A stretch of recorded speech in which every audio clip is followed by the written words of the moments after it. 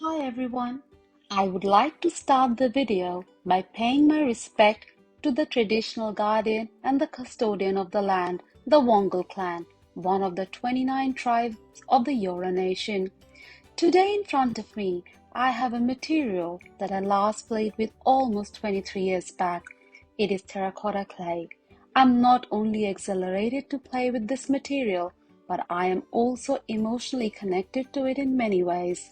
When I was young, I used to play with soft mud while visiting my grandparents' house in a small village in Doha, Bangladesh. This experiment took me back to my childhood memories, where getting messy in the nature with my cousins was not frowned upon. As I started to play with it, I could instantly feel the cold, earthy feeling of the material. I almost forgot how it used to feel against my skin. I quickly deep dived into the familiar texture of clay and started using my finger muscle to disintegrate it. I felt like the clay was responsive to my touch. It reciprocated my excitement. I had no idea what I was doing, what I wanted to build or create. I just enjoyed the messiness of it for the moment without a worry. I started picking my creative brain and subconsciously started thinking whether I should make a glass, a bowl, or a flat flower. Or can I do a three-dimensional figure that I can later show it to someone? I started getting my hands dirty and kneaded the clay with appropriate force, but I quickly realized clay was responsive to its surroundings. As I started playing with it in my balcony, I realized it was drying out fast, making it harder for me to knead the material. The shapes were cracking, and I found it quite challenging to make a simple cylindrical shape. I tried making legs and body to create something similar to an animal, but I surrendered to its temperament.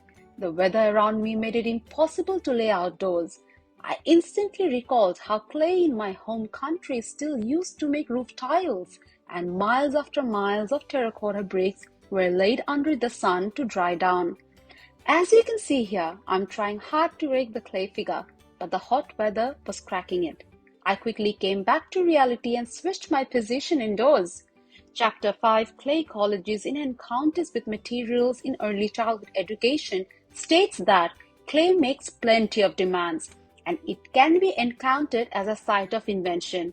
I could truly experience the significance of this statement. I realized clay needs more attention and care. When I used generous amount of water, it interacted positively with me. I started feeling more confident when I was able to smoothen its surface. And Pello has famously said, art can be a way of thinking, feeling, imagining, relating and expressing. And as you can see here, I tried expressing my inner childlike creativity and imagination through this experiment. I finally figured I could make round shapes and smoothen the cracks with adequate moisture. We have come across from EYLF how play is a context for learning. It is an ongoing process, and hence, this creative journey with clay taught me today that I can also be a part of an involved learning at this stage.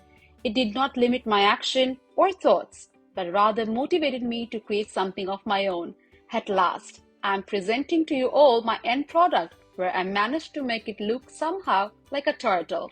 Isn't it just wonderful? I hope you all loved my video as I loved creating it. Thank you, everyone.